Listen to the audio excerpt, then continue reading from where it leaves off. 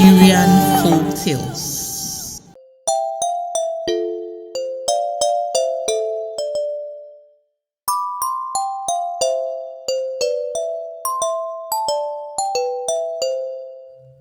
Once upon a time in a faraway kingdom, people of this kingdom lived peacefully.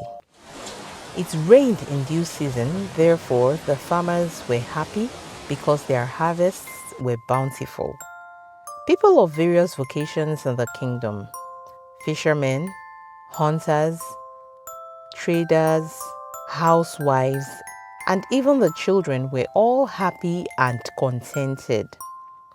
Everything was going the way things should go, but gradually, things began to deteriorate from good to bad and from bad to worse.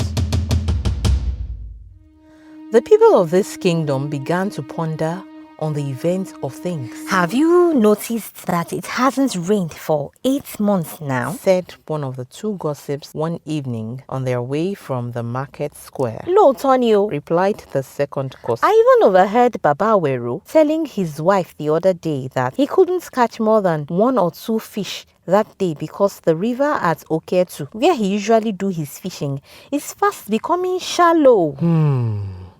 Odeakperi and his friend Adigun, who went on an hunting spree some days ago, couldn't mask their disappointments when they returned empty-handed. The first gossip mentioned. Continued the second gossip. Things are now quite expensive in the market as well. Something has to be done about all these, and fast. Things had become so bad in the kingdom that one day a meeting of the Bales with the king was called, and it was decided that they should consult the oracle.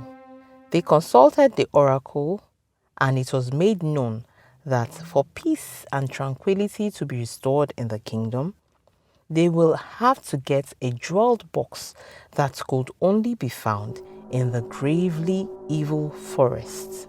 Moreover, this jeweled box contained something of great value that will help restore the serenity and balance they seek. It was told of the evil forest that no ordinary person could journey through safely or come back alive. And so it was decided that the Oluode, that is, the head hunter of the kingdom, be given the task to gather the bravest of hunters with strange and extraordinary powers to go on this mission. Saddled with this responsibility, Odetogun, the head hunter, had to go from one village to another in search of hunters who were extraordinarily strange and powerful. Although it was a very difficult task, it wasn't impossible, for he encountered several challenges as he journeyed through the villages in search of brave hunters. And it took him several weeks to gather his team of exceptional hunters. The first village in the kingdom the Oluode visited was Imodimoson, which happened to be Olowunyo's home. And by the time he got to this village, it was almost getting dark. Odetogun knew precisely where Olowunyo resided in this village, so he didn't need anyone to give him directions to where he was heading. Olowunyo happened to be an unusual type of hunter whose praises the people of that village had sung far and wide. He wasn't called Olowunyo for nothing. In fact, the true meaning of his name is the one with a sonorous voice. It was said of him that when he goes on a hunt, he'll usually go with only his flute because his voice and the melody he makes with his flute were his major charm. His voice was so magical that when he sings, trees would sway from side to side as though dancing to the sound of his voice. Even his prey of targets will come dancing to him like a pet.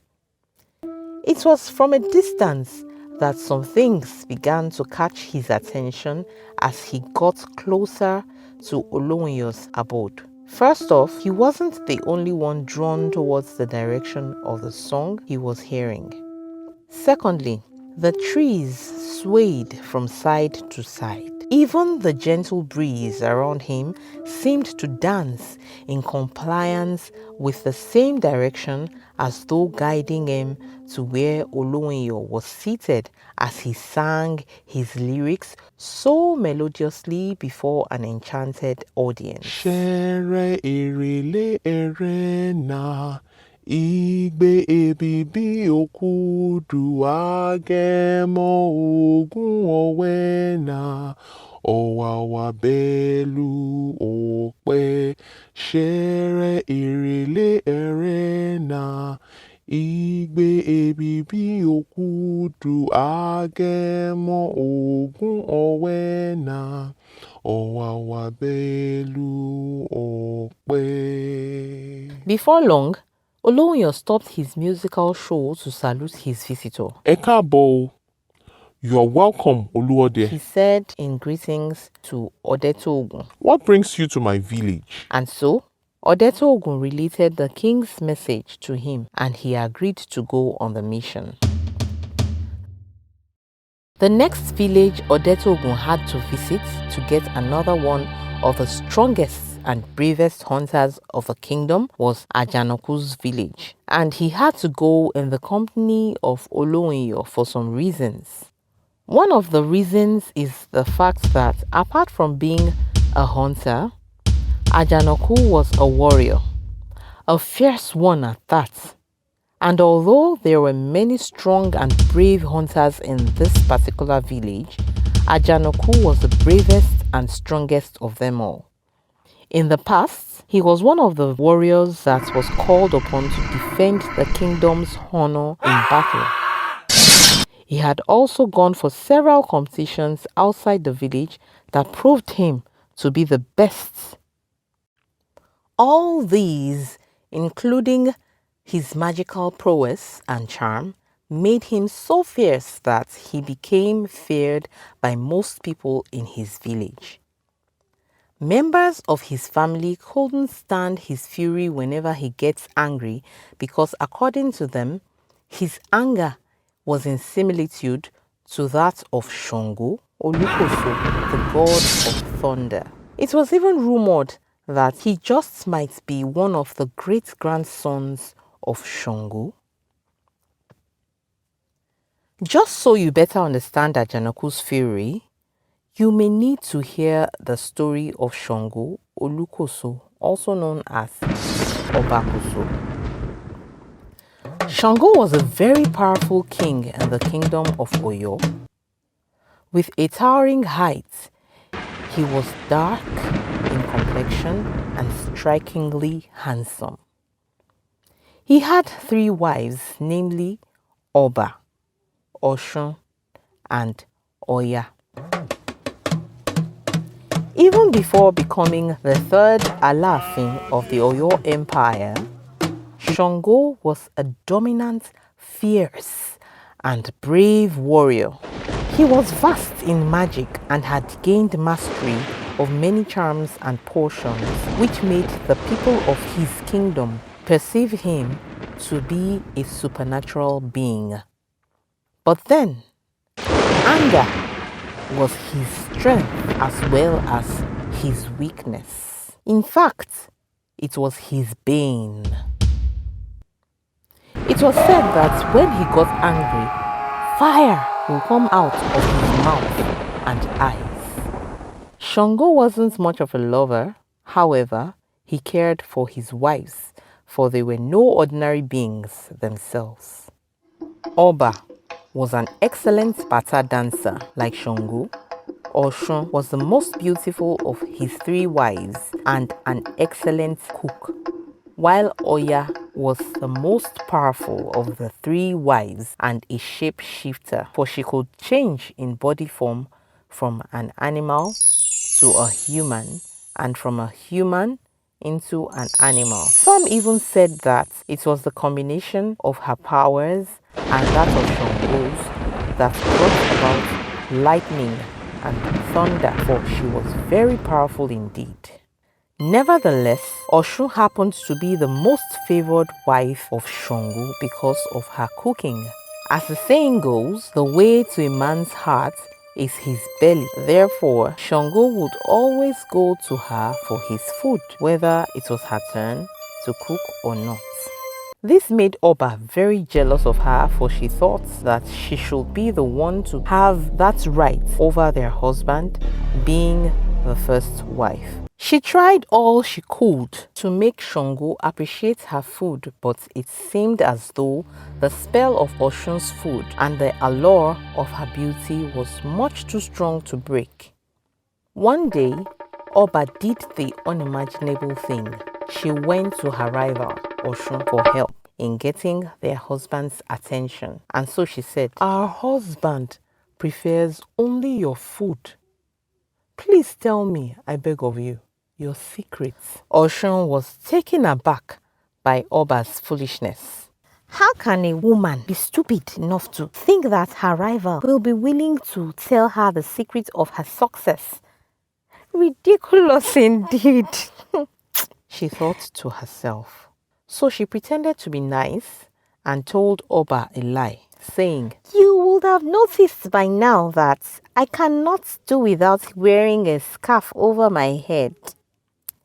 And this scarf would always cover my ears." "Why is this so?" Oba asked. "It is so because I cut snippets of my ears into my soup so that my husband can always love me." Oba's eyes widened in surprise to Oshun's strange revelation. Could this be true? She thought to herself. How interesting. The next day, as Oba set out to cook for Shango, she cut off one of her ears and covered her head with veil in hope that by doing this, Oshun's spell over their husband will instantly be broken and his full attention turned to her forthwith.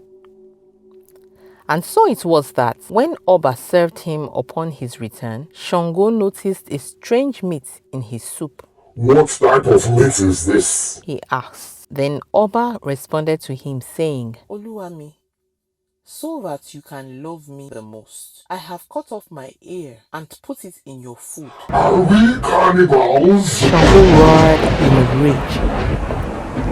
On hearing their husband's reaction to Oba's folly, Oshun ran out of the house in order to escape Oba's revenge and Shango's wrath. In a burst of emotions, she turned into a river, hence becoming a river goddess. Feeling betrayed by her rival, Oba escaped from Shango's presence to pursue after Oshun. And seeing that Oshun had turned into a river, she also turned into a river to continue her fight, thus becoming a river goddess too. This is why you see these two rivers clash till date. A hungry man, they say, is an angry man. Coupled with the thoughts of suspicion he had that one of his wives had attempted to poison him, Shango was mad with rage on this particular day. He got so furious that everything around him, his entire house, including his sacred room where he had kept all his charms and potions, especially Oya's 4, which she used in shape-shifting, all caught fire. When Oya saw all that had happened, she ran to Ira Forest and there turned into a river. This river, which today is known as the River Niger. Alas, as he watched all his possessions go up in flames, he felt a deep sense of regret, loss, and defeat. And in the end, he hung himself. The reason he is referred to as Olukoso or Obakoso, which is short for how the Yorubas say Oba Topokunso, meaning the king who hung himself. He was deified as the god of thunder because he was believed to command thunder and lightnings. It was the symptoms of Shango's kind of anger that was seen in Ajanaku. And so, in order to protect the villagers, most especially his family, from getting hurt, the Bale of Ajamasa village ruled that he should have a separate hut far from everyone. Therefore, he lived in a distant corner of the village. Is it Ajanaku you seek? Asked one of the villagers from whom Odetogun and Olunyo requested directions to Ajanaku's hut.